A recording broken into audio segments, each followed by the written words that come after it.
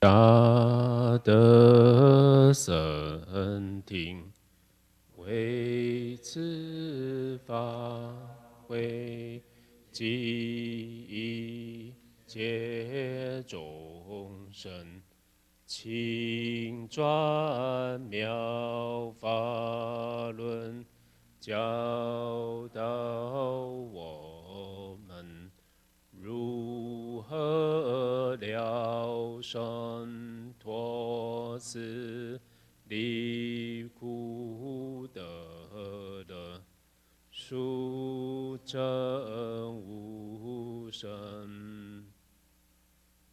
Will the Sangha with great virtue, out of compassion, for the sake of this assembly and all living beings, please turn the wonderful Dharma wheel to teach us how to lead suffering and attain bliss and end birth and death, and quickly realize non-birth.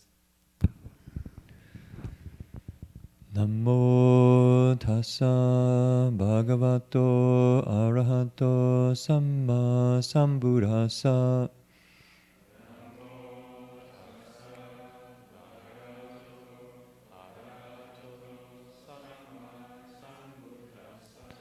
Homage to the blessed, noble, and perfectly enlightened one.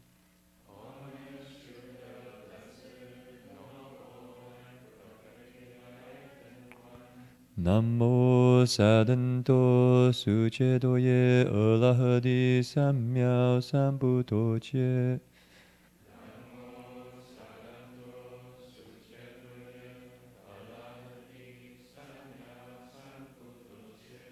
Together. 无上甚深微妙法，百千万劫难遭遇。我今见闻得受持，愿解如来真实义。The unsurpassed, deep, profound, subtle, wonderful Dharma, in 100,000 million eons is difficult to encounter. Now that I've come to receive and hold it within my sight and hearing, I vow to fathom the thus come one's true and actual meaning. Good evening, everyone. Welcome to Berkeley Buddhist Monastery. Today is July 25th, 2015, and we're about to begin our Avatamsaka Sutra lecture, also known, if you have the book in front of you, the Great Flower Garland Scripture of the Buddha's Expanded Mahayana Teachings, also known as the Da Fang Guangfo Huayan Jing. And so what we'll be doing, just to start the lecture, is to recite the name of the sutra, as well as the Buddhas and Bodhisattvas, who are you could say, the hosts of the sutra. And so the spirit is, we're actually inviting the presence of these spiritual beings. So that it's not just us in the hall here, we can invite in the Avatamsaka Dharma assembly as well. So how we do that is, if you turn to page 2, Roman numeral 2, which is basically two eyes, 1. It's on the left side. It says, Namo Da Fang Guang Fo Hua Yan Jing Hua Yan Hai Hui Fo Pusa. You'll see that in the Chinese pinyin. So we'll recite it 7 times together, and if we all, in our hearts, kind of sincerely request the Buddhas and Bodhisattvas to come join us, maybe they will. They probably will. Okay. Namo Da Fang Guang Fo Hua Yan Jing Hua Yan Hai Wei Fo Bu Sai. Namo Da Fang Guang Fo Hua Yan Jing Hua Yan Hai Wei Fo Bu Sai. Namo Da Fang Guang Fo Hua Yan Jing Hua Yan Hai Wei 佛不在，南无大王广佛华严经，华严乃为佛不在，南无大王广佛华严经，华严乃为佛不在，南无大王广佛华严经，华严乃为佛不在，南无大王广佛华严经，华严乃为佛菩萨。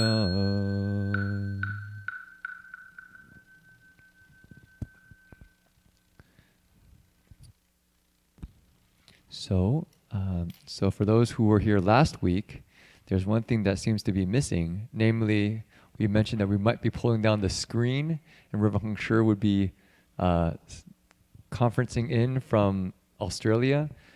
But however, he said that he needs to set up the equipment still, and so this week is still going to be Jing Heng Sure and myself. And so next week, he says we're going to have the screen, and he'll be talking to everybody on the through the internet on the airwaves of across the world.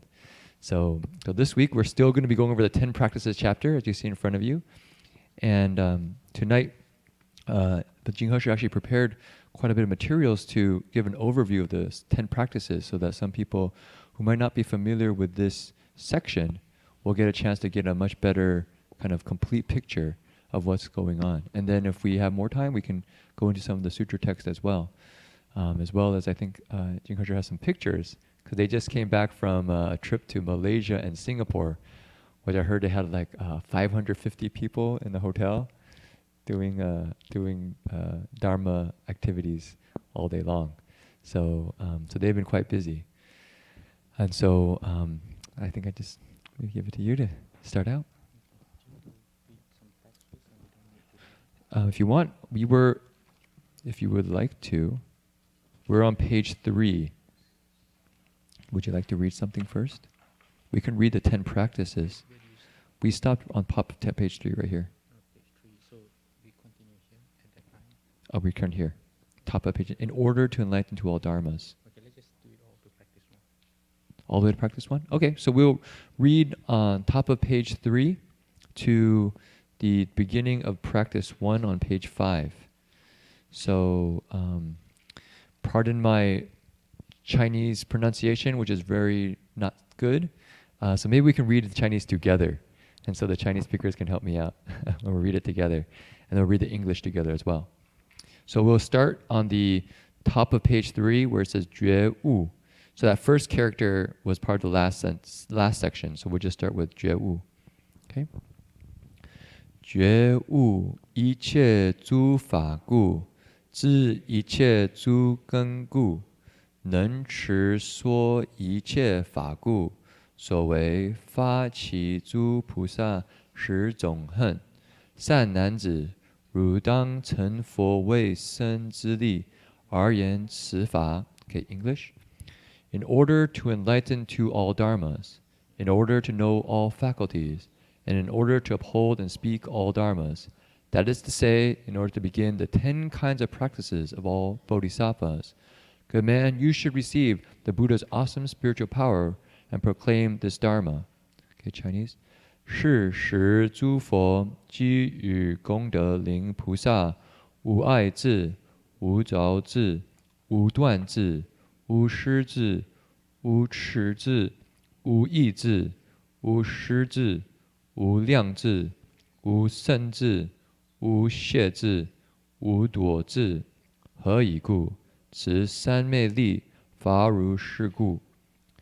At that time, all the Buddhas immediately gave forest of merit and virtue bodhisattva, unobstructed wisdom, unattached wisdom, uninterrupted wisdom, teacherless wisdom, undiluted wisdom, unchanging wisdom, unerring wisdom, limitless wisdom, unsurpassed wisdom, unflagging wisdom, and inalienable wisdom, And why? Because this is the Dharma of this Samadhi's power. Okay, on the top of page 4. 而是诸佛跟圣有手，摩功德林菩萨顶，使功德林菩萨即从顶起，高诸菩萨言：佛子菩萨恨，不可思议，于法界虚空界等。何以故？菩萨摩诃萨学三世诸佛而修行故。Continue， 佛子何等是菩萨摩诃萨恨？佛子菩萨摩诃萨有10种恨。三世诸佛之所宣说，何等为实？一则欢喜恨，二则饶益恨，三则无为恨逆恨，四者无痴恼恨，五者无痴乱恨，六者善现恨，七者无着恨，八者难得恨，九者善法恨，十者真实恨，是为实。At that time, each of the Buddhas extended his right hand and rubbed the crown of Forest of Merit and Virtue's head, Bodhisattva's head. Then Forest of Merit and Virtue Bodhisattva immediately arose from his samadhi and said to all the Bodhisattvas, disciples of the Buddha, the Bodhisattva's practices are inconceivable. They are equal with the Dharma realm and the realm of space. And why? Because all Bodhisattvas, Mahasattvas learn from Buddhas of the 3 periods of time and then cultivate. Disciples of the Buddha, what are the Bodhisattva Mahasattva's practices? Disciples of the Buddha, the Bodhisattva Mahasattva has 10 kinds of practices that have been proclaimed by all Buddhas of the 3 periods of time. What are the 10? The first is the practice of happiness. The second is the practice of benefiting. The third is the practice of non-opposition. The fourth is the practice of perseverance. The fifth is the practice of freedom from confusion. The sixth is the practice of wholesome manifestation. The seventh is the practice of non-attachment. The eighth is the practice of difficult attainment. The ninth is the practice of wholesome dharmas. And the 10th is the practice of truth. These are the 10.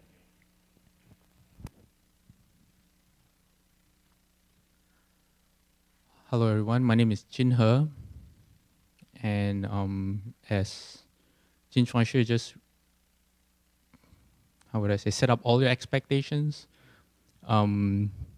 because you saw my notes and what we discussed earlier about what I was going to say tonight. What I have in my hand is just a summary of the next few pages of the text that we have in front of us tonight.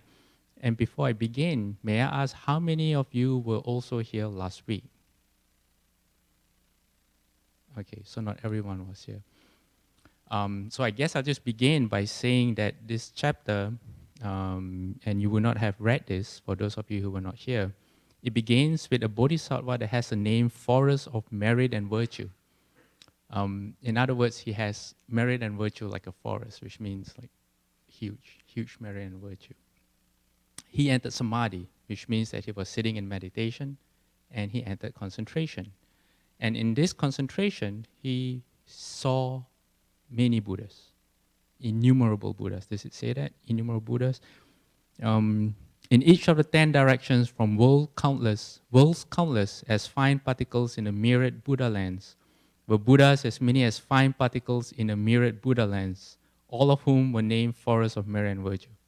So it means a lot of Buddhas. He saw a lot of Buddhas and they came and they rubbed the crown of his head. It's like a very loving gesture, you know. And what happened in his concentration or samadhi was that the 10 practices were revealed to the bodhisattva. And where we just started reading on page 3 was when he came out of that samadhi, he arose from that samadhi, but he retained, he had the recollection of the things that he learned, which was called the 10 practices chapter. And the remainder of this whole chapter, chapter 21 of the Flower Dharma Sutra, or the Avatamsaka Sutra, is his explanation of what the 10 practices were all about. So before I go into the 10 practices, I'll just say that for the last 2 weeks, I've been on a tour with Ramahangshwa of first Kuala Lumpur in Malaysia. Then we went up north Malaysia to a state called Penang, which is also known as the Pearl of the Orient. This Penang is an island. And then we went to Singapore for a for a 4-day retreat and lecture. So we had 2 nights of lectures in Kuala Lumpur that was held at Ten Pian, our monastery. Then we went up to Penang Island for 1 night of lecture. And the second night was on the mainland, which is because Penang is an island, so it was a mainland just opposite the island.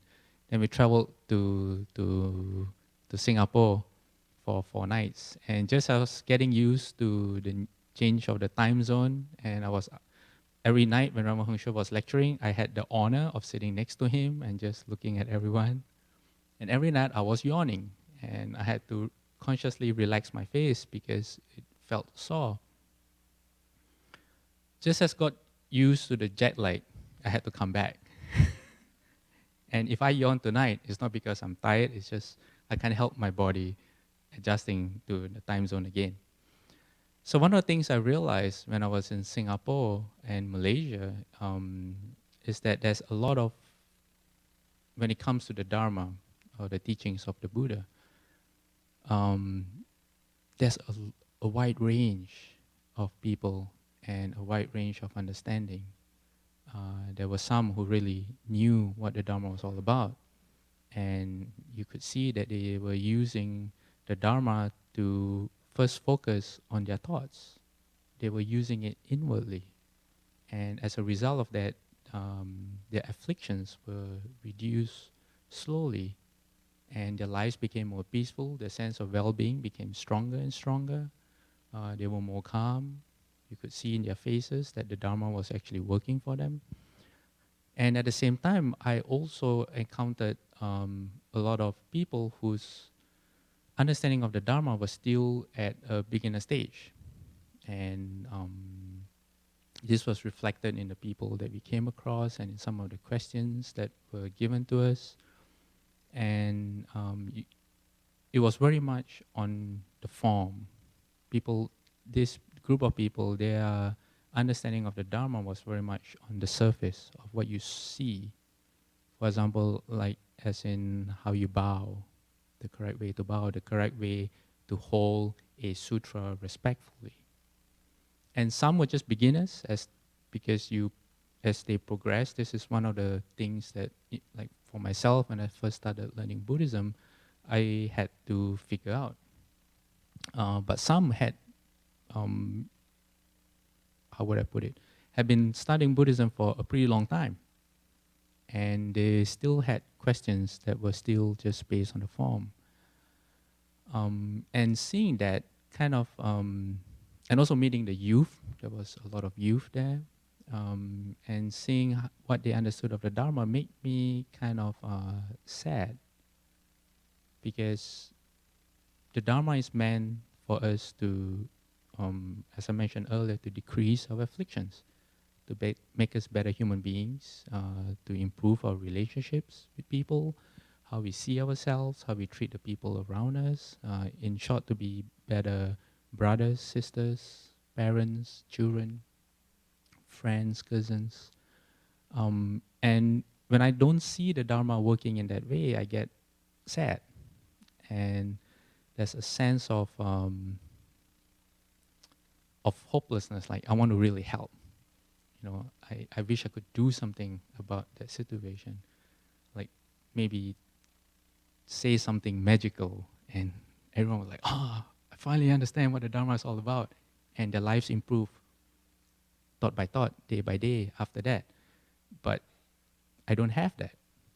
So when I came back, and surprise, surprise, finding out I had to lecture tonight with Chin Chuan Shi, and that the topic was on the 10 practices. And I was reading the 10 practices and what the Bodhisattva does. It occurred to me that the Bodhisattva sees all this in living beings as well. But instead of feeling helpless, what the Bodhisattva does is that through these 10 practices, which I hope that we'll explore together tonight, the Bodhisattva has a way to help all living beings.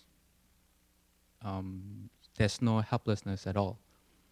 In fact, the Bodhisattva embarks on these 10 practices that are greater than the ego, greater than the personality, greater than the sum of the me, myself, and I. And through this way, that expands the heart and the mind of the Bodhisattva to such an extent that whatever he does in the end make a difference. Unlike in my situation where I just felt sad, I'm not quite sure what to do. So when I open the temple, I say, this is something really nice. It's not that I could do all this myself, but at least through the Bodhisattva's example, I have an idea of what I can do with myself. So the first clue that I had reading this, and I just set up the tone for the rest of the night, is that first of all, the Bodhisattva never looks outside of himself. The Bodhisattva sees himself as, I need to do something within myself first. And once I get to a certain level, then I can make a difference to the people around me. Basically, the Bodhisattva has to reduce or eliminate his own suffering. The Bodhisattva has to gain the wisdom to be able to know the right thing to say at the right time to all living beings. And as I was reading this, it also occurred to me that the Bodhisattva is an expert psychologist.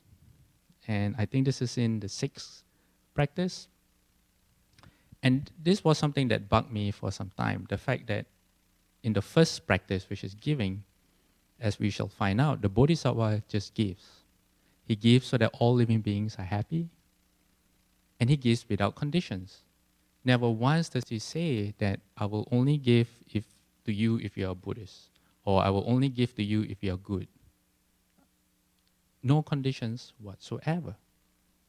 Even if you are a murderer, of course it doesn't say that here, but in the Universal Door chapter, which is a different chapter from the same sutra, it says that it doesn't matter who you are, the Bodhisattva will help you.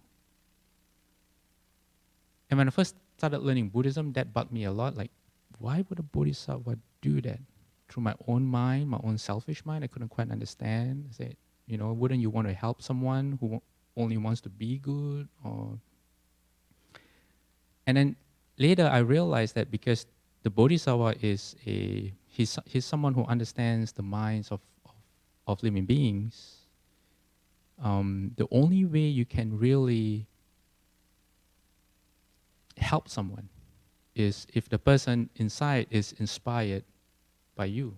Or, if I want, for example, if I want Jin Chuan Shu or someone here to change, just by words is not enough. You can't tell someone to change and expect the person to change unless the person trusts you.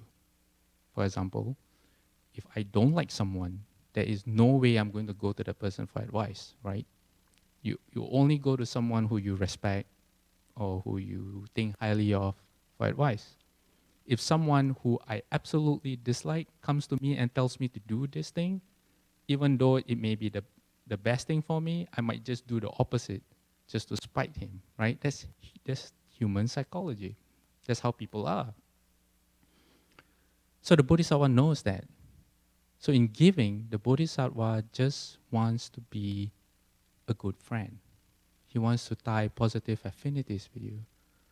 So on the chance that one day when the timing is right and your heart and mind are poised for that change that will orient you in the direction of what the sutras call the Bodhi resolve. Again, this is a theory of mine.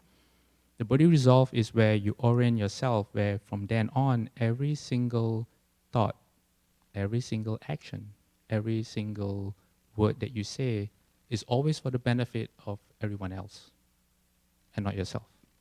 It means you are totally selfless. So for the Bodhisattva is just waiting for that right time. But before he can do that, he first has to be someone you like. He cannot be someone you dislike. So he plants positive affinities with people. And that's why every intention that he does, every thought, every speech, every action of his body, as we shall see as we run through the 10 practices, is always on for the benefit of all living beings, never for himself. In fact, he goes through he withstands all manners of sufferings or insults or injustices done to him as long as it benefits living beings. He doesn't do it just because he wants to, what's the word for it? Oh, macho. No, not to be a loser, like someone who likes suffering. Oh, masochist. Masochist. Masochist? Okay. He doesn't do it because he's one of those masochists. He does it only if it benefits living beings. At this point, does anyone have any questions? Or anyone wants to challenge my theory? It's just a theory. It's just my personal theory. Do you have anything to add? Share a story about giving. Oh, yeah. Okay, so since Jingharji did mention about giving, the first one, the practice of happiness, I thought of one. I think people who know the monastery know there's a group called, now it's called Service Space, before it was called Charity Focus. And I would say they're a group that I would say dedicates themselves to giving. They're like, that's like their dharma door. They really spend a lot of energy, a lot of effort on practicing giving. And in our sutra, it says that's actually the practice of happiness, which is a really interesting concept if you think about it. Usually we think happiness is getting, right? I got what I want. Ooh, I got what I want. And now I'm happy. But in fact, the sutras say giving is what brings happiness. And when you look at that group of people, you see, wow, they're really happy. And it's pretty amazing. I mean, you see them and they're like, they've got like giving down to like an art. You know, it's pretty amazing. I just want to give one example that I was reminded of because later we might talk about eloquence and wisdom. But the founder of the organization named Nipun Metta, who comes to the monastery and makes offerings actually every week with his wife, at one point saw in college campuses, I think I see a couple college students here that they like to make pranks with one another. You kind of make a little prank on your friend or something. You kind of laugh at them when you find out that they play a trick on them and things. And like I know at MIT at one point, these kids put like a police car on top of a building, which is pretty amazing. Like one morning they woke up and there's a police car on top of a building. He's from Stanford. So. Yeah, that's my brother. So then another time they had a fire truck on top of the building. So anyways, so he thought, well, you know, all these kids are putting all this time into doing like pranks on one another. And they're generally harmless, but in the end, what do you get out of it? You just kind of get a laugh out of it. So he said, you know what we could do with all that energy? Let's make these smile cards. So he printed out these little smile cards. He said, now you take all that energy you use to making a prank on your friend, and you do an act of kindness to them, an anonymous act of kindness. We actually have smile cards on the back of this picture here. And so basically, what you do is you don't let the person know at all. You do something really kind to that person. You know, maybe you somehow clean up their room for them or something, or you like when they're really sad, you have something nice. You know, the foods I cook for them, they're ready for them, or you're just driving through the highway, going over the bridge, and you say, "I'm going to pay for my toll, and I'm going to pay for the guy behind me," you know. And then what they do is they have the little smile cards, and the smile cards they would give, you know, to say to pay for the person's toll behind me, I give the money for the toll and the smile card, and it would say, "You've just been," I think I've had to read the card. "You've just been tagged by an anonymous act of kindness. Now you have to pass it on." So that's the kind of the game he created. And so basically, he's trying to create this sense of a constant sense of giving, that you receive other people's goodness. But rather than saying, I'm going to get something back, which usually we think we're going to give somebody and then we're going to get something back from them. He says, no, I don't want anything back. I want you just to pass it on, pass on the goodness to other people. And so their organization just does that, you know, selflessly, day in, day out. And if you're really interested, I would say definitely take a look in terms of a group called Service Space. They're really they're really got giving down for sure. So I just want to give a quick story on happiness.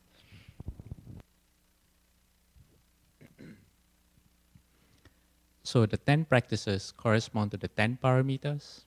If anyone has been following the lectures in the last few weeks, actually the last year or two, called the 10 grounds. There's 10 grounds that the Bodhisattva progresses from the first ground to the 10th ground and he becomes a Buddha. So in every ground, the Bodhisattva specializes in what is called a paramita. So the 10 practices condenses all the 10 paramitas that the Bodhisattva practices in all the 10 grounds. So the first practice is called the practice of happiness or giving. The second one is called the practice of benefiting or holding precepts. The third one is called the practice of non-opposition or patience. The fourth one is called the practice of perseverance or vigor. The fifth one is called the practice of freedom from confusion or concentration.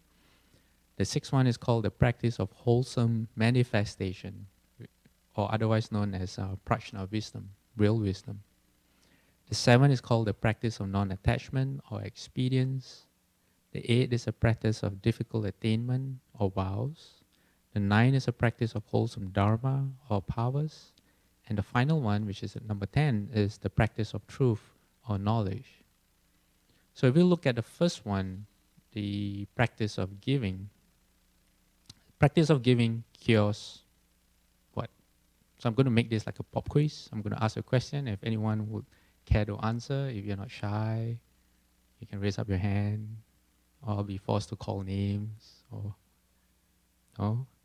What does the practice of giving counter? Greed? Close. Very good. Greed as in stinginess. Greedy for something and not wanting to share. Stinginess. So what it says about the practice of giving or happiness, right? By giving without seeking reward, reputation, fame, or benefits, the Bodhisattva brings joy and happiness to all beings. So it's called the practice of happiness, as in you give something to someone, you make that person happy, right? When you receive something that you want or you like, makes you happy, right? Birthdays. What else?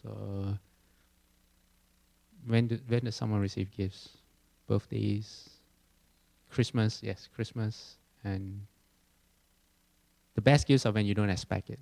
So say tomorrow someone gives you a gift that you, why am I getting this gift? Makes you happy, right? But it's also called the giving of happiness because can anyone here recollect when you give someone something that you care for, someone that you really care for, and you spend hours thinking about what the perfect gift might be for this person?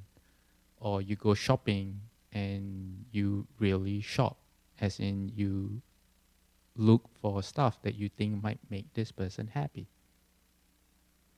Usually, if I remember once when I was buying a gift for someone I was trying to impress, it took me a long time before I found what I thought was the perfect gift. Because this was someone I wanted to make a good impression on. And in that search for the gift, it did not feel tedious. I did not feel tired. In fact, I felt a kind of happiness. And later on in life, when I discovered how to cook, and I would cook for, say, my friends or my family, it was a pleasure to cook. In fact, I love cooking so much that the eating was not as important as the cooking, as long as people enjoyed the dish.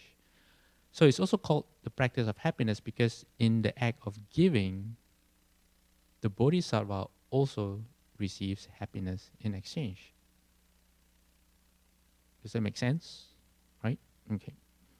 And the happiness that the Bodhisattva gets is unconditional, meaning that a Bodhisattva on the first ground, which is a Bodhisattva here, operates on the ground of emptiness, which means that it's free from the emotions of our conscious mind.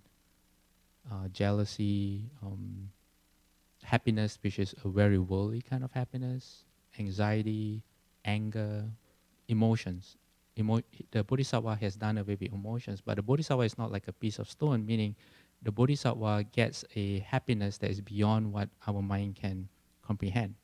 And one of the ways that the Bodhisattva is able to enjoy this happiness is that the sense of well-being that he gets from giving does not depend on how the person reacts.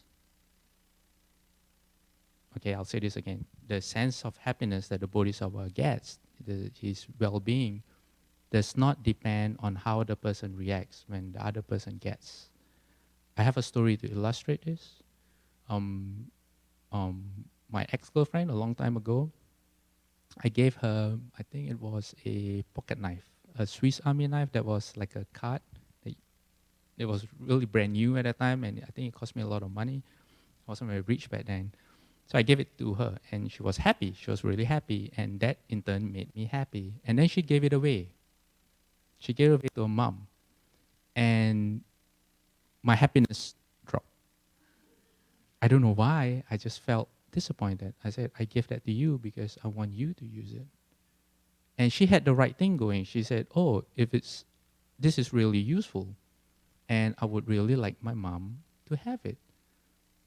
But instead of sharing in her happiness and having a mind that was, a broader mind, I realized now that my giving had conditions attached to it. It's only for you, and you can't do what you want with it because I gave it to you, you know. And so it wasn't I would say, a pure giving. The Bodhisattva practices pure giving. He gives it away, and no matter how you react, either with happiness, joy, or you give it away, that does not determine how he feels. So that's a really great way of giving. And how does he do that? This is what the Bodhisattva says. Amid birth and death, beings receive countless weak and fragile bodies. This is the contemplation that the Bodhisattva does as he's giving. It says, amid birth and death, beings receive countless weak and fragile bodies that quickly perish and decay. What does that mean? In my case, it means that I now have to wear glasses when I want to read. 2 years ago, I didn't have that problem. Now, when I want to read, I have to do this. And because both my eyes have different strengths of power, they're just both really bad. I have to close one eye and do this. And if I close the other eye, I have to do that. Then I can read. So bodies that are fragile, that quickly decay. The Bodhisattva says, because of this, I should study all that the Buddhas have studied and proclaim the equality of the 3 periods of time for all beings, which means that everything's the same. It's only the mind that discriminates. But once you get past that, everything's equal. So just like giving, when I gave, it wasn't equal. It wasn't with an undiscriminating mind. And the Bodhisattva says, I should help them find internal peace and happiness. So he begins with the first paramita, or the first practice, which is giving. He gives because he knows that it will cause living beings to be happy, and also that the side result, the side benefit of that is that he also becomes happy himself.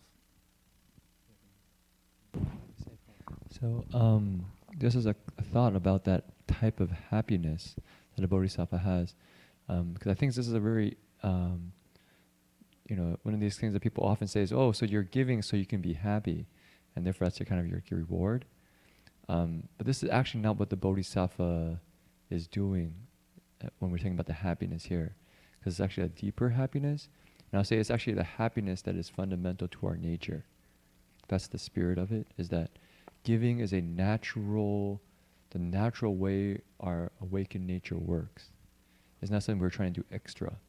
And when we just remove the stinginess, we just remove the greediness, we just remove the self that gets in the way, then naturally we give. And that's really why this kind of there's actually a perfection of giving. Giving is actually something you can work at and improve in. It's not just kind of like, you give over here, you give over there. It's actually a skill that you develop in your spiritual practice, that you can empty out your own attachments and your selfishness. You can become more and more skillful at giving. And the giving you're doing is not, I'm doing this, so therefore I get this kind of warm, fuzzy feeling inside and I feel very happy about myself. It's rather, actually, you're giving and you're just happy in your fundamental nature because that's how you are. And so this is why when we're talking about the Dharma here, it's something that's unshakable. It's nothing that's coming from outside. So it's what the Bodhisattva is putting his deep in his foundation in. For me, that's really meaningful because I don't think I've really heard that concept before until I met the Dharma. That actually, that our nature is this kind of internal happiness that's already there. The whole process is just removing the confusion and removing the things in the way. So I just want to make sure people kind of got that point. And actually, that point that Jing Harsha said at the very end about how we have all these fragile bodies that are constantly perishing and decaying. I know we talked about this topic a bit last week as well. Is that, obviously this body is not very reliable. If it can get sick, it gets old, it passes away. And so the Bodhisattva goes, why do people get so involved with this body? In fact, there's something deeper and much more profound that if they could get in touch with, they would see this body and not be attached to it at all and be completely free and happy all the time, regardless of what this body is doing. And that's what he wants people to find. And I think that's another vision that the Dharma offers, is that we can see there's something beyond this body. And it's not something you just kind of got to imagine in your mind, just kind of faith in. The Buddha and the Bodhisattva are saying, you can actually see and experience it for yourself in the here and now, but you have to cultivate. So that's the spirit. And that's what he's trying to really give to living beings. Not just, he starts off just giving them things that are material, even food to eat, even from his own, his own flesh and blood. But then he really wants to give them that. They're awakening to their own nature. Do you want to go over the rest of it? We might not have time to go over your 6. Yeah. So we'll now go to the second practice, which is the practice of benefiting or holding precepts. So it says, the Bodhisattva keeps the pure precepts to guard, to guard against the 5 desires that corresponds to the 5 faculties, and he will never allow his desires to trouble or disturb another being. Isn't it so great to actually come across a sentence like this? The Bodhisattva will never allow his desires to trouble or disturb another being. First, let's explore what the 5 desires are. 5 desires correspond to the 5 faculties, which means the eyes, the ears, the nose, the tongue, and the body. So basically anything that has to do with the body and what we see, what we hear, what we smell, what we taste. So in this modern world where everything seems to be telling us that we have to look up for ourselves, we are numero uno, right? Did I use that right? We are number 1, right? We have to be number 1. You have to be the best. Get the best shoes. You have to be the best in your career. You have to be the most successful or be happy. But never once does all these messages from modern media tell you how. Usually it just gives you the idea that you have to get it at the ends justify the means. Meaning once you get it, you'll be happy. Don't worry about how you get there. You can compromise on whatever it is, but as long as you get there, you'll be happy. We get that in like movies, in advertisements. But here it says that the Bodhisattva will never allow his desires to trouble or disturb another being, which means that he's always considerate. He's always mindful of other living beings other than himself. Not to mention that he's also really guarding his 5 faculties. So that quote is on page 15. So you guys can just see it because it's such a profound sentence. If you read that, disciples of the Buddha, the Bodhisattva would never allow his own desires to trouble a single being. And the next sentence, he would rather give up his life than ever act in a way that disturbs another being. That's pretty amazing. I mean, just think about in a relationship with another person. I would rather give up my life than ever cause that person any affliction. How about a marriage? Well, if you're not a Bodhisattva, that can be a bit extreme. But that's the heart. I mean, I think if we really look at what we're trying to aim for, what I think this sutra puts out is something that's so wholesome. It's saying, this is what the Bodhisattva is doing within his own mind, his own practices, and something that's really worth striving for. That's for me what the text kind of does, is that it puts this goodness so pure and clear for us to look at. It's not like, oh, sometimes he's good and sometimes really he's got this, internal narrative that's a little bit selfish and manipulative and just putting on a show for this or that. It's just like he's just good through and through and through and through and through, completely selfless. And it's something that we can cultivate. And then what's even nicer about it is that in the Dharma, it says this is not just this kind of abstract goal. It says you can slowly cultivate to get there, step by step. It takes you time. It'll take us time for sure. But if you put that as our, we make a vow, that's where we want to go. We set our mind, that's the place we want to go. Then bit by bit, we can get there. Were you going to go at all about the example? I was going to go through this first, and then Okay. you can. Okay, I'll get example. Okay. So example's really good. So how can holding precepts actually benefit another being? And I remember I was about, I'm not sure how old I was, maybe 30 or in my late 20s when my mom came to me, and because I was living with my parents at the time, and my mom came to me and said, "Hey, do you want to take the 5 precepts?" So the 5 precepts are what's called lay precepts for lay people. And the precepts are no stealing, no killing, no stealing, no lying, which means no harsh speech, no taking of intoxicants, which means no alcohol, no tobacco, no anything that clouds the mind. And the last one is no sexual misconduct, which means no, how would I say, if you're married, you stay with your wife or your husband. And if not, you don't go creating affairs that will cause other people no affairs. So when my mom asked me that question, and my first thought was no. Why? Because it would bind me up. It would restrict my lifestyle. I would not have fun anymore. I'm in my late 20s. I'm supposed to enjoy life, right? Why should I take the 5 precepts?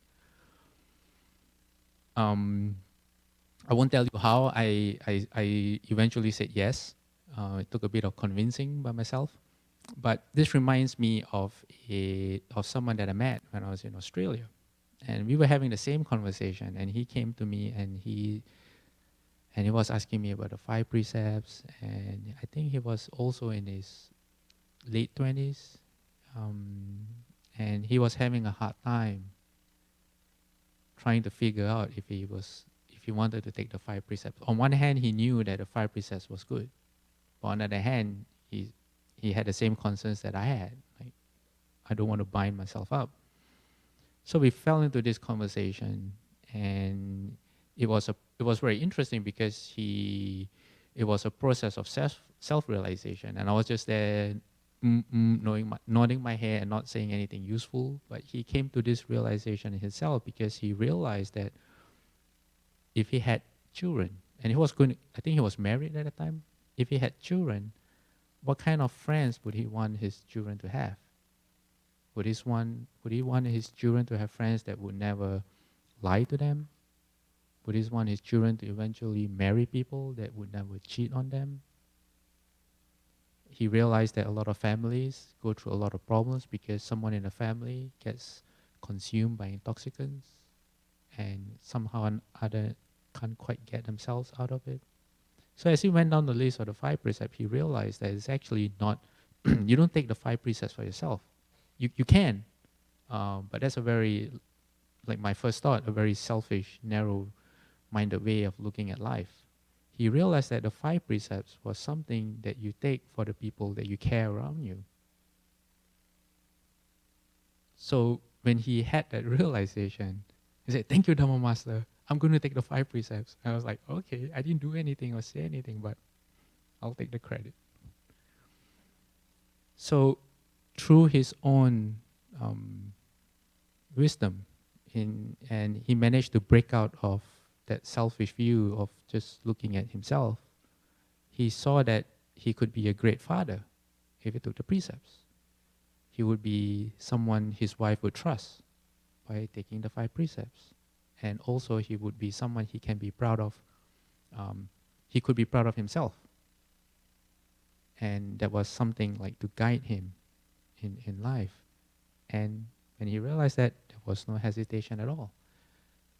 So I guess one of the things about the 10 practices is that when looking at the example that the Bodhisattva says, is that when you open your heart and mind to something that's a lot bigger than yourself, somehow or other the ego shrinks because you're comparing to something huge, just like going out in nature, for example. Some people like the woods, like Jin Chuan Shi. I like the sea because I can just see all the way to the end of the horizon. And it has a very calming effect. And somehow thoughts of the me, the I, just kind of melt away for maybe just for a while. So I think that's what happens when you open your heart and you consider other people rather than yourself. And so the Bodhisattva, as he's holding the precepts, this is what the Bodhisattva contemplates, or what goes on in the Bodhisattva's mind. He says, why? Why does he hold the precepts? Because this is the work I should do. I should follow all Buddhas and learn to cultivate in this way. Having learned this, I will abandon all bad conduct and the ignorance of calculating for myself. Again, isn't that very nice? I will abandon all bad conduct and the ignorance of calculating for myself. You know how normal people go through life always calculating, what am I going to get out of this? If I do this, I will get that. I want the promotion. I want to butter up my boss, or always calculating.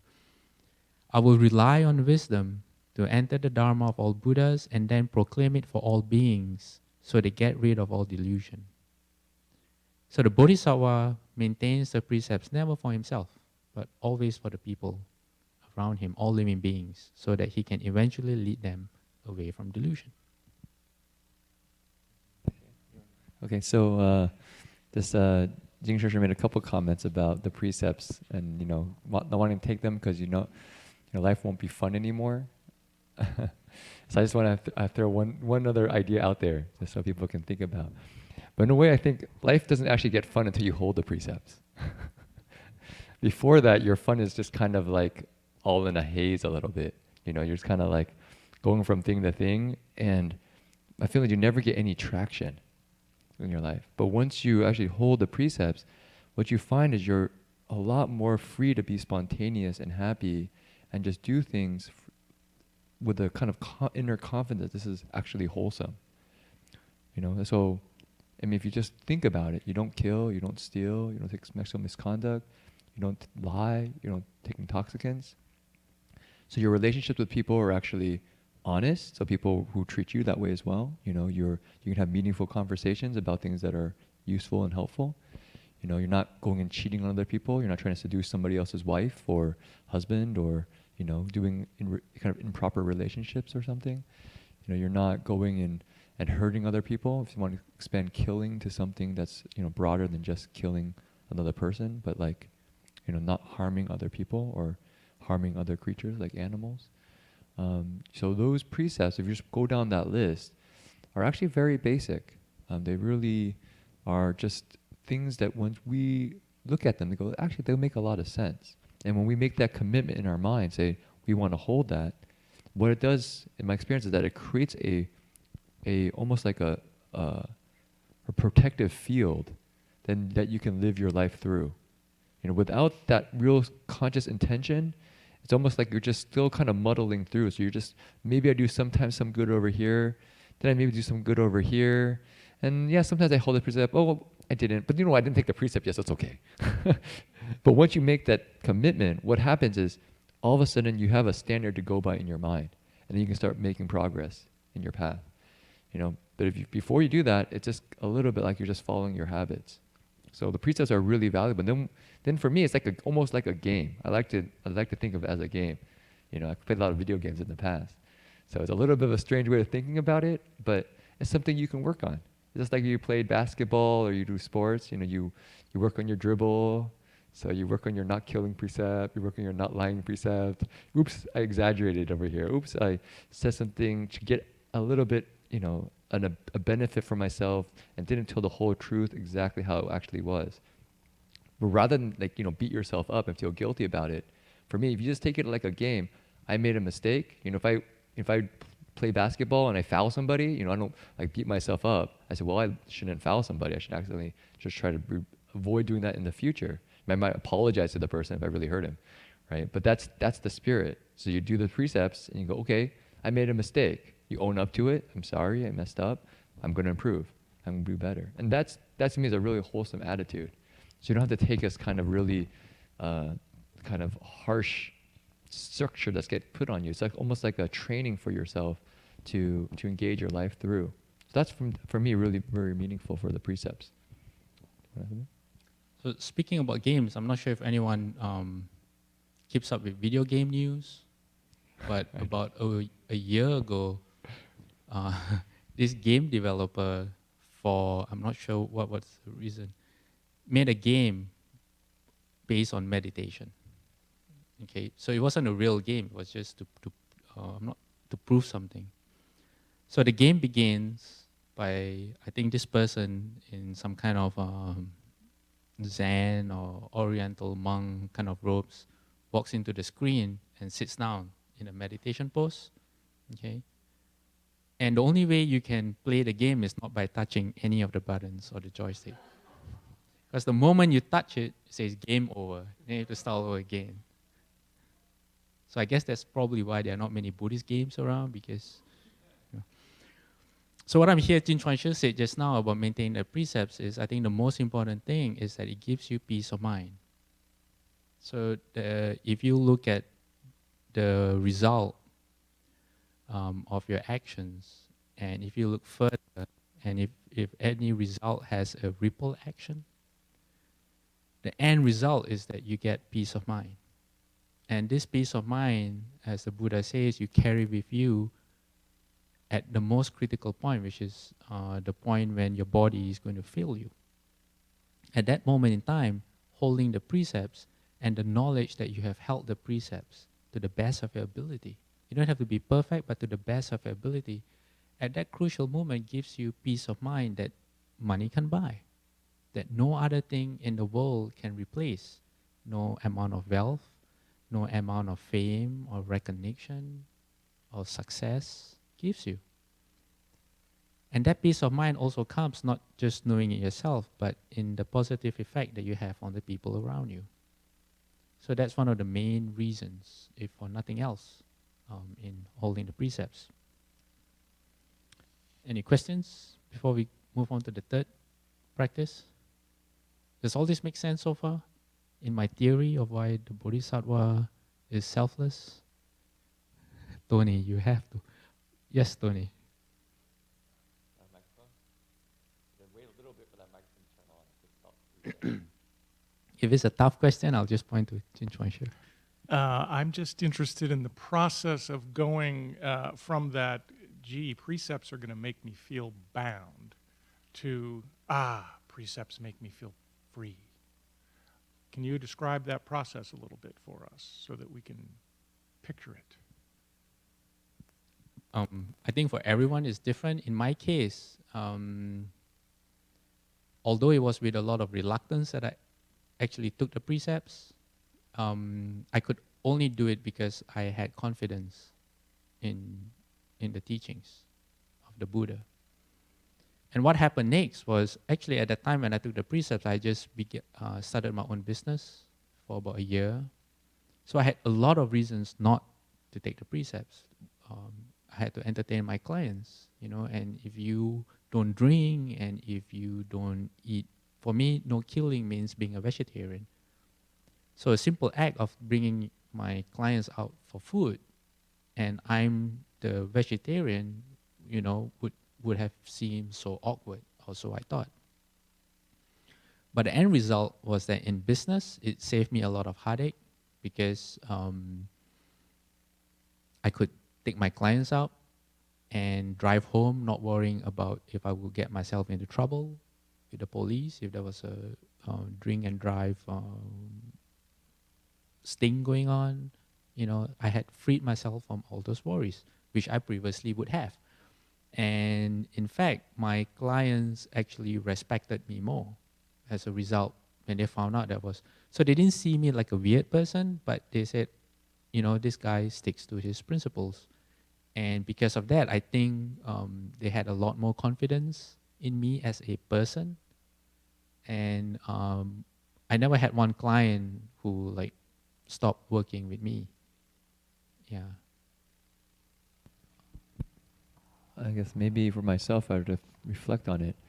I think a major part about it would be who did I admire? And I really looked at it, and I looked at the world, and oftentimes as a kid, you look up and you see like sports stars and all these various people. But I think at one point I realized, those people aren't very happy. They didn't really seem like a life that I really wanted to live. Or I probably wouldn't even be able to get there. I wasn't very good at basketball, and I mean, not that good at basketball. I wasn't, all those things that those people had, and then when I really looked at it, so what is that the people that I really admire and the traits I really admire, and then what do they say? And that time I started studying the Dharma. They were people who held the precepts, and there were people who said the precepts are important. And then when I looked at it, it just said, that makes a lot of sense. It just kind of went, that just makes sense. And so I just naturally went towards it. Well, the converse of it, when I looked at my life, when I lied, did that feel good? Not really.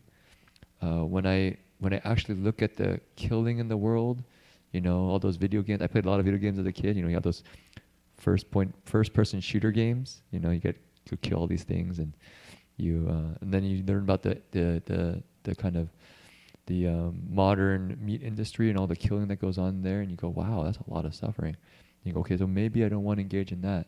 These things just kind of went click, click, click. Stealing, when I stole, not a good experience, right? Lying, intoxicants, I stole. I remember when I stole. Yeah, I stole in the past. And of course, it just burns. It burns in your heart. It's not something that you really are proud of or are very happy with. And so you realize, well, those things you don't really want. You don't really want. And so when I saw it, I'm like, that's really what I want. That's where I want to go. And so for me, it's like, this is like probably the first step. If you don't take this step, it's almost like you can't really start playing the game. So as I mentioned before, it's like playing basketball. You never learn how to dribble. I remember trying to play basketball before I really knew how to dribble, and it was miserable. Because I couldn't even really get the ball beyond the court. I'm looking at the ball and trying to dribble, and the person would steal it from me before I can even figure out what I'm doing. But once you get the dribble down, then you can actually start playing the game. You can start like just moving around, scanning the court. The 5 precepts for me are just like that. If you don't have that basic thing down, you can't even start playing the game of life. You're just kind of always worried about this person taking stuff from over here. You're worried about this over there, and your life is just kind of a what do you call it, a haze that just goes by.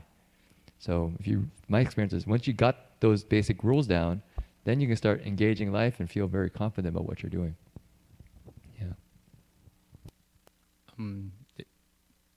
Just 1 second. So there are a few other things that I learned since about precepts that I didn't know when I first took the precepts. One of them is that the precepts are the foundation for every other practice that the Buddha thought about. For example,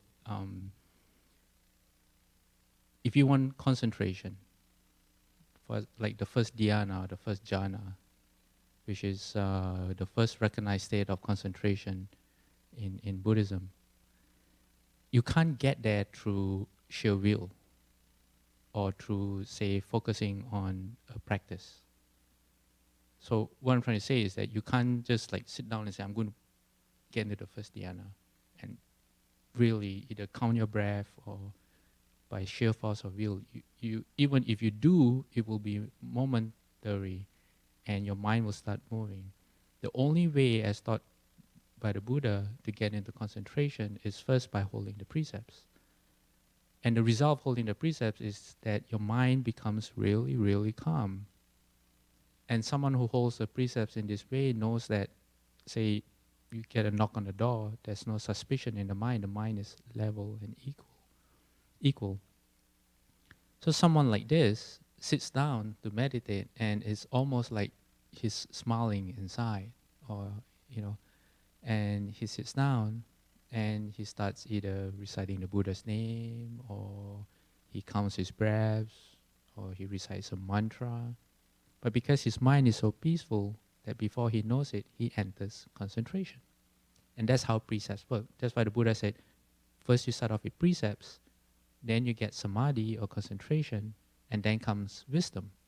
So precepts is the foundation for every Buddhist practice. The Buddha said that if you don't have precepts and you practice, it's like boiling sand hoping to get rice. You will never get anywhere. So precepts is the foundation for any Buddhist practice. And then the other one is the Buddha in his kindness. What kind of kindness? The Buddha is depicted as like a loving father who's right beside you all the time, wishing you to be well and not do anything that will cause you, that will bring you unhappiness. So the Buddha gave us the precepts because we lack the ability or the wisdom to see the result of our actions. So the precepts has been explained as the minimum that you need to come back, say, in a human form, for example. That's one reason. The second one is that the precepts are kind of like traffic rules. If you send someone out on the streets, say someone like me from Malaysia, driving on the other side of the road, if you send me out with a car, what will happen? I will probably get into an accident, hurt someone or hurt myself. So precepts are like traffic rules. You follow the precepts in such a way that just like driving, you see a red light, you stop. Green light, you go. So you minimize harm to not just yourself, but the people around you.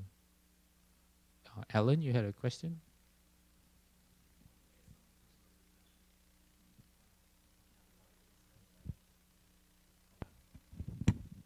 So this is not a question? Not a question. Okay, go ahead.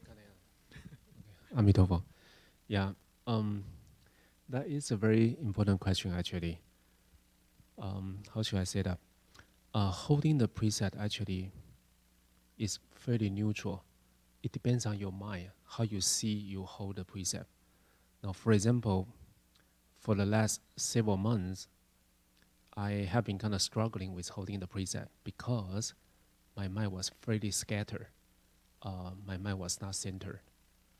But a while ago, while I was holding the precept, I was very happy, very peaceful. I feel very liberated because I was very kind of grounded, very stable. So that kind of related to your lifestyle, your livelihood, how you perceive your life daily, monthly, no, yearly. So if you can kind of maintain a very peaceful mindset, actually you are kind of living a lifestyle kind of fairly according to the precepts. But if you kind of, how should I say that? If you kind of always have, for example, the last several months, my emotion has been going kind of up and down fairly dramatically.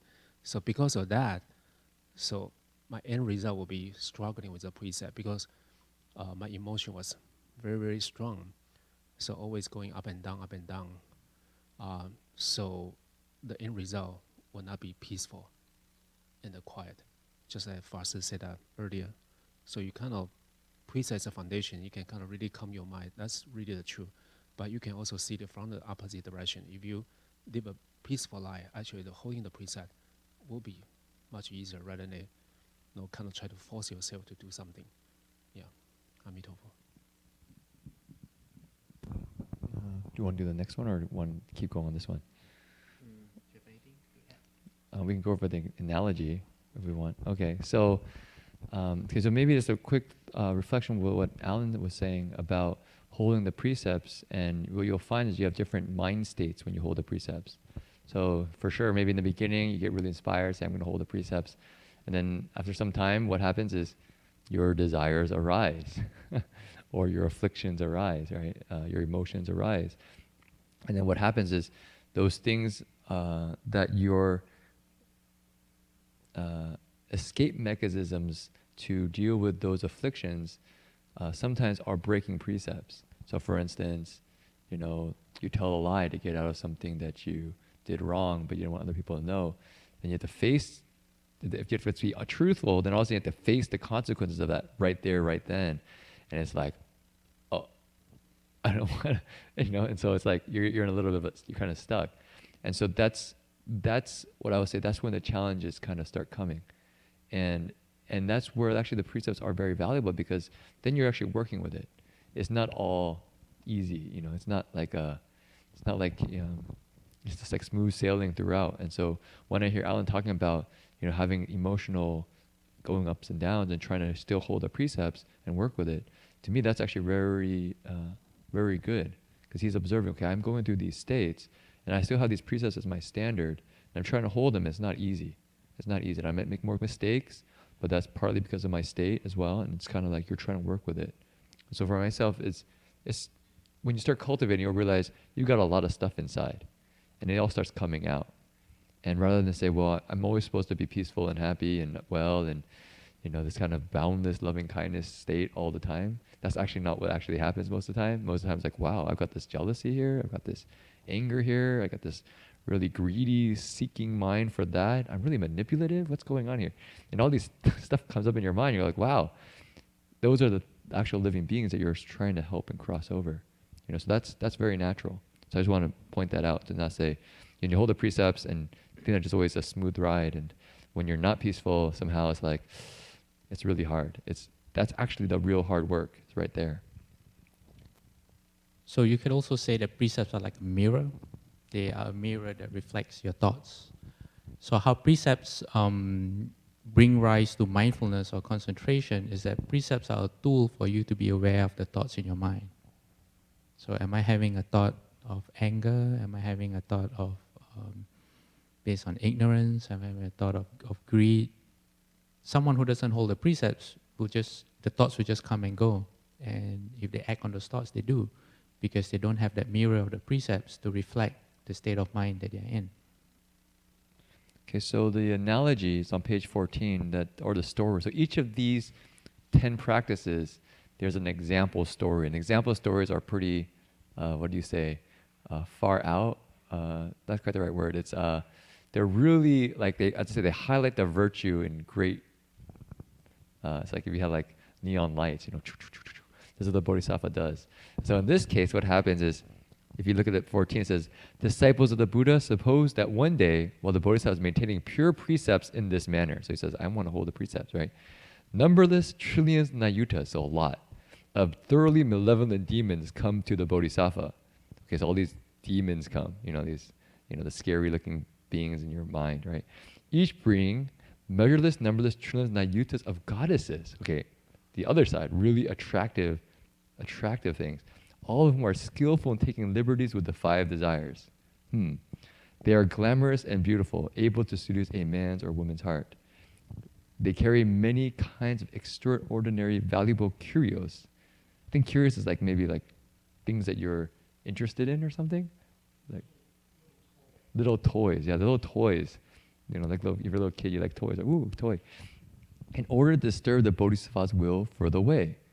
At that time, so you can just see the setup, right? You got the really scary demons, and then you have the really attractive goddesses or gods, depending on your gender, right? And they're all there helping you to take liberties with the 5 desires, maybe to break the precepts, pretty much, right? Oh, it's no problem if you do this. You know, you have an affair. Oh, it's okay. And so the Bodhisattva, though, what he does is he says this. He says on page 15, the 5 desires are dharmas that obstruct the way, even to the point of preventing supreme enlightenment. Therefore, I will not give rise to a single thought of desire. I'll keep my mind as pure as the Buddha's. I would use desire only as an expedient to teach and transform living beings. Even so, I would never forsake the mind for all wisdom. So for him, he doesn't lose his resolve. He remembers, what I'm going for is supreme wisdom, is complete awakening. And desire, in fact, is a covering to the mind. It's something that we add on, and it causes us to not see clearly anymore. So he says, I don't want that. It's not like he's repressing himself going, I really want that, but I'm not going to do it because I'm a bodhisattva. He's like, I'm not interested at all because that's not where I'm trying to go. And I think that's actually very insightful. I mean, I remember reading during our classes in the university. Okay, I make a little bit of a tangent reference. We're reading Nietzsche, and he actually says that you can't really kind of deal with these desires in this kind of really base way, but you can set yourself another goal. And if you set yourself another goal, then you can transform yourself, which I actually think this is what the Bodhisattva is doing. He's setting his intention, his vows, in a different direction. And when he says that, then all these things come into a different context. So that's why vows are really important. When you set your direction, I'm going that way, then bit by bit, you recontextualize all those experiences that you're having, and you can start going in that direction. But if my vows are really, I still want to be, get, the attention of this female, or get, this power position, or get or be really famous, then if I still my aspiration, then this whole process as I'm cultivating and these desires come up, I'm just repressing them, trying to like cultivate, because my aspiration is actually going the wrong way. But once I put that aspiration on something really true and wholesome, like supreme enlightenment or perfecting the paramitas, then we start going that way. Right? So that's the deeper line of what I think is really important to see, is that the Bodhisattva is not repressing his desires with the precepts. It's because he sees a greater goal. Back to my basketball analogy. He wants to be a really good basketball player. So he learns the rules really well. He doesn't try to cheat in the game, right? Which doesn't get you very far. So that's the spirit. So it looks like it's almost time. And what's waiting is a very boring slideshow. And it's true, it's going to be very boring. So you're prepared. Practice patience. So we've gone through 2 of the 10 practices, which is the first one, practice of happiness or giving, and the second one, practice of benefiting or holding precepts. And the first one, practice of happiness or giving, does not just mean giving of things that are material, It also means giving of the Dharma, for example, or wisdom. If you know someone who's undergoing a bad time, and you know some Dharma, meaning in other words, wisdom. You see life for what it is. For example, the loss of a loved one, or someone loses something that's valuable to them, and you know what to say at the right time. Or you can also give courage, taking away somebody's fear. If someone is going through, say, if you are a lawyer and someone is undergoing some legal problems, you could give them legal advice. You could be a doctor and give them good medical advice and take away their fears of what they're undergoing. What other giving is there? Giving of courage. Courage, dharma, and material wealth. Material wealth. And material wealth doesn't need, you could also be, there's inner and outer wealth. Inner, say, like donating blood. That's a really good thing to do. Outer ones are self-explanatory, things that you have, things that you own. It could also be your time, volunteering your time, and service of your body, like helping someone out with a garden or something. So before I move on to my boring slideshow, does anyone have any questions so far on the first 2 practices? So this is something, if this is something that interests you, we will urge you to go read up the rest of the practices yourself and see how the Bodhisattva, the examples that the Bodhisattva sets for us, in how could it also improve our lives. Because if it doesn't, the Bodhisattva wouldn't be doing all this, and it wouldn't be in these sutras for us to read. Yeah, maybe it's at another level. Okay, you set up. Is actually more than just read it. I actually think if you like, you could maybe take on one of them for like the next week or next 2 weeks. Say, okay, I really would like to try on the practice of giving. And say, how do I really practice giving for a week? And actually make it a point. Maybe I can do anonymous acts of kindness to people. You see somebody. I remember at Buddha Root Farm, as I mentioned, service space. They came to the retreat, and Nipun's wife is named Guri, and so she was teaching her niece how to give. So one day she said, "Okay, everybody, let's just go out and give people lollipops." She says she's a single child kid, so she doesn't really kind of usually things come in and she gets it for herself, right? So she said, okay, let's have these lollipops. Let's go out and give it to people. He said, the first thought was, do I get one? Right? Okay, guess what? Yeah, you'll get one, no problems. Okay, but let's go out and give it to people. So she started going outside. He said, oh, I want to give a lollipop to that person. So he run up to that person, give him a lollipop. He run out, oh, I want to give that person.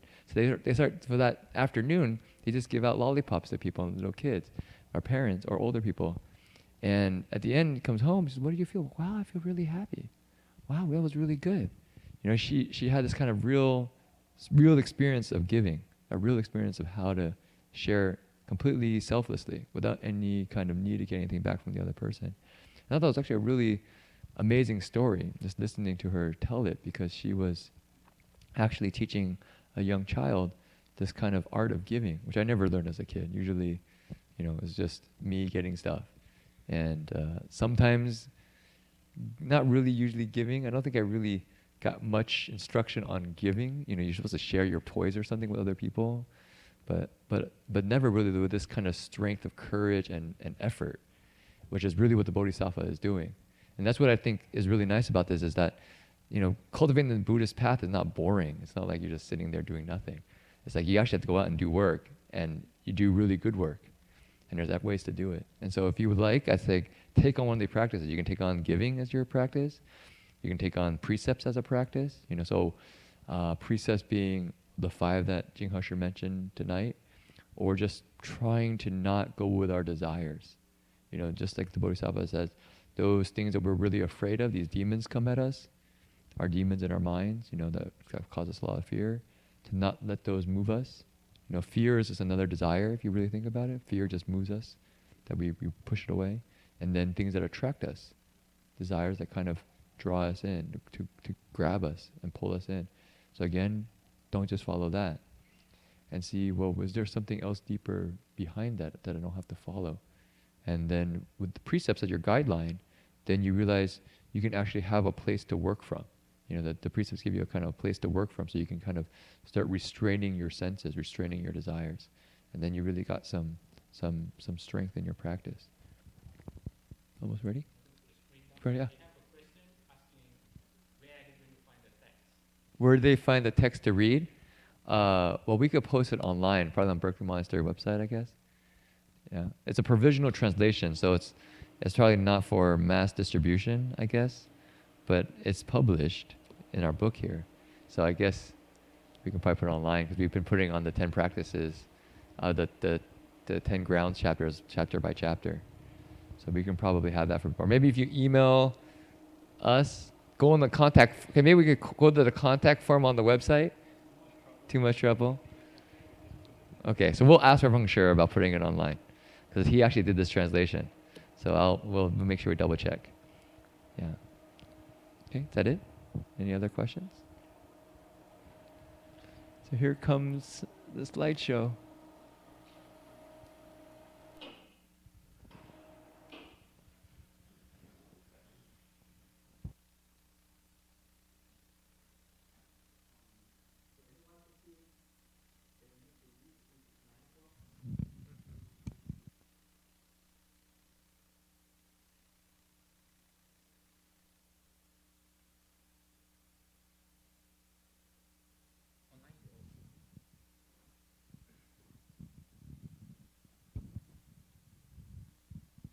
So I haven't had time to arrange the photos.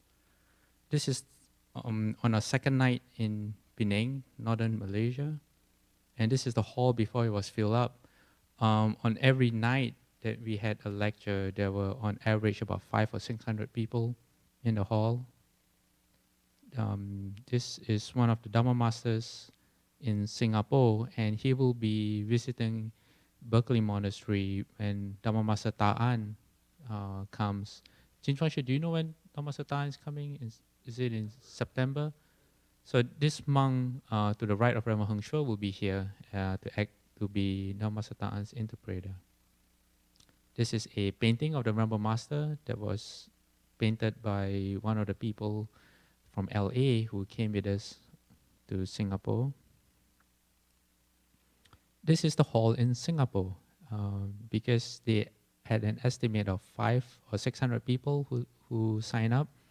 The only way they could accommodate so many people was to have the event in a hotel ballroom. So this is the Mandarin Orchard Ballroom. There's another angle.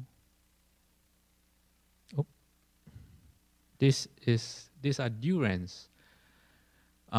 These come from one piece of land that we have in Malaysia called Kelumpang, and we have our own durian trees, which I have some more photos of. This is the Guanin image that we have in Tenpian, our main monastery in Malaysia.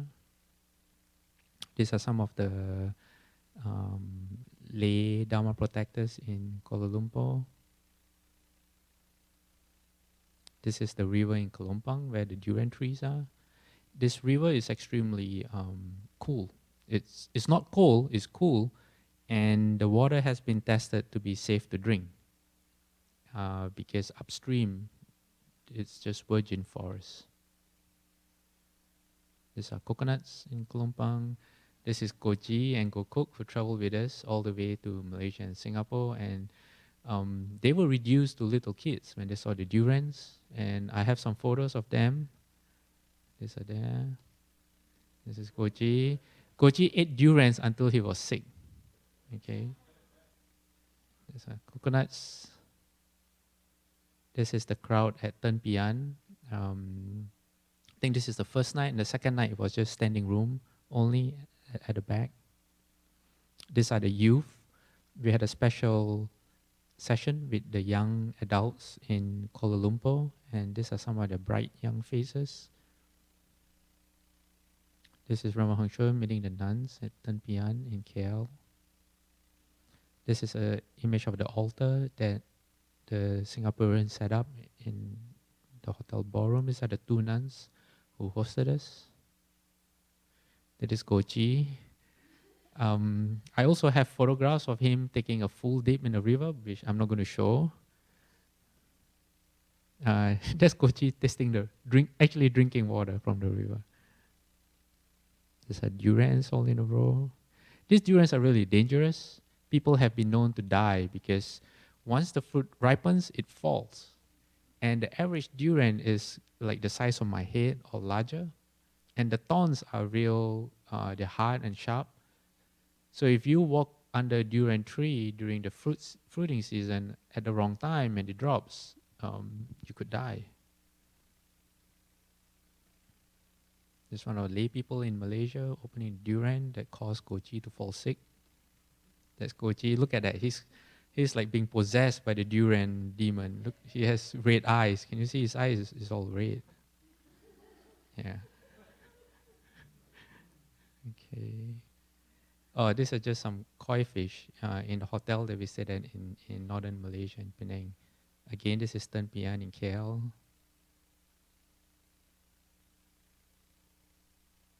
This is from Hangzhou being interviewed by a local newspaper.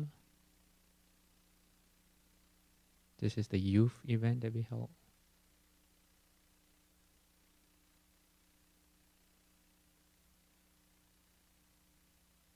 These are the nuns.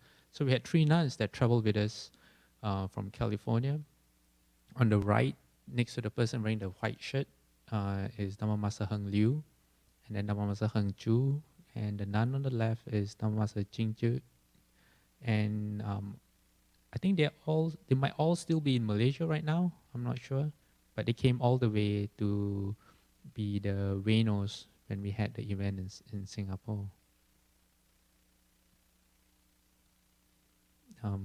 This is our host in Singapore. She's standing in front to Rama Heng Shua's left. Her name is Rosalind, and this is her home. She has her own Buddha hall in her home, and her home is like a museum. It's really ornate. Yeah, all the Buddha images, and yeah, like a museum. This is Dhamma Master Heng Chu. Sorry for the sideways shot. I just want to make sure that I'm having the right folder up. Is this the last one? Short list.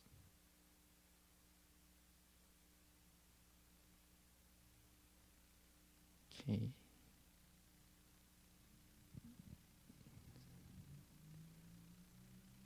Oh, yes, that's it. I did warn you, it was very boring. It was boring.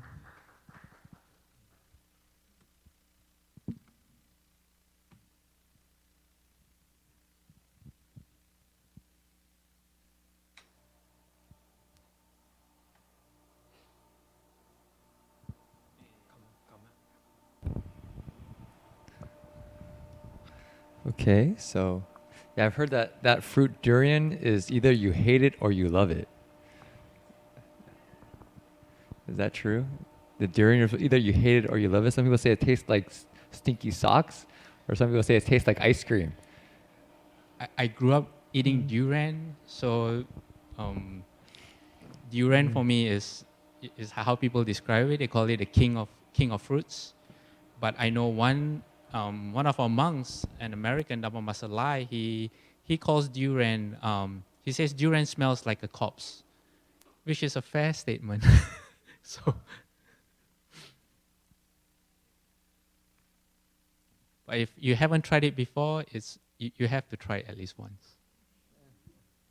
It can range from anywhere from like sweet custard right up to almost like cheese, and it's yeah.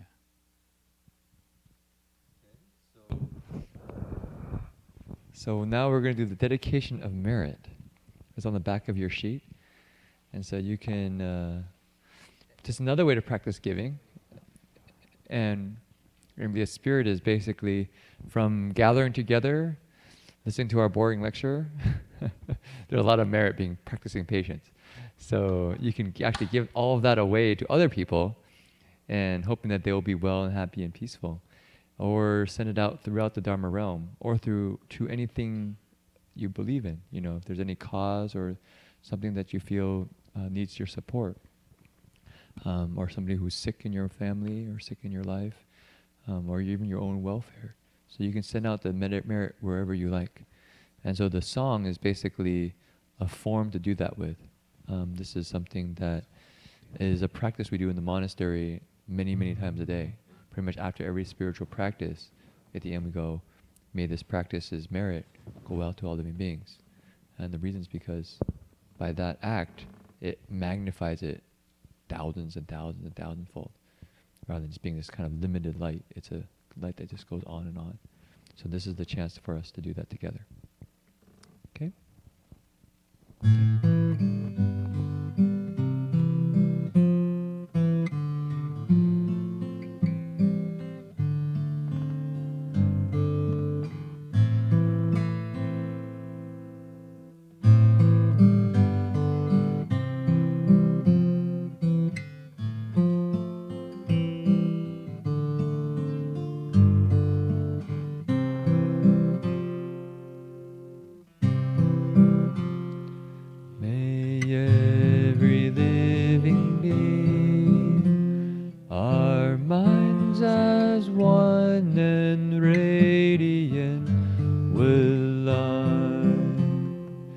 Share the fruits of peace with hearts of goodness, luminous and bright.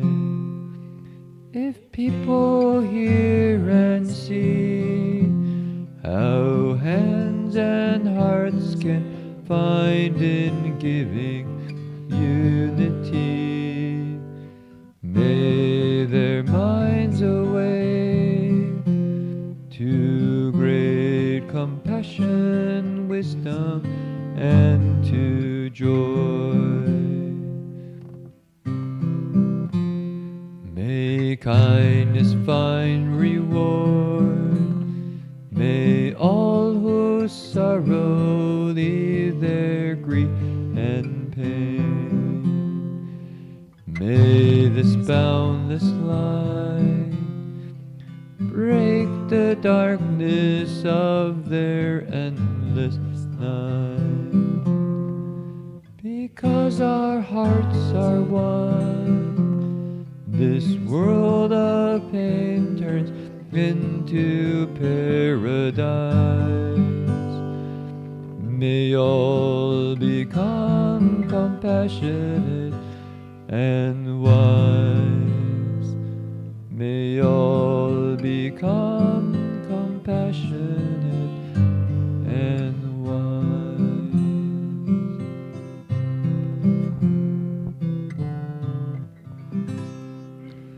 We can all stand and bow to the Buddhas.